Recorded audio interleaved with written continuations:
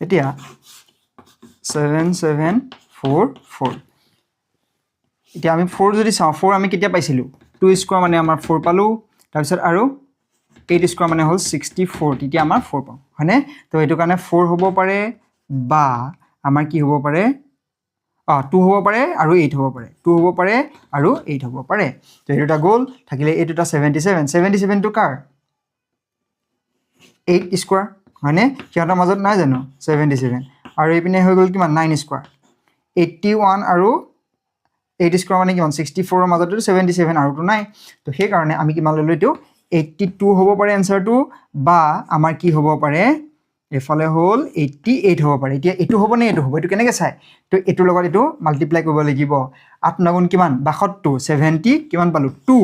এতিয়া 77 টো 72 তকৈ ডাঙৰ হয় নে সৰু হয় ডাঙৰ হয় গতিকে এটো ল'ব লাগিব গতিকে এটো হ'ব আমাৰ আনসাৰ এটো হ'ব আমাৰ আনসাৰ এটো আমাৰ নহ'ব কেনসেল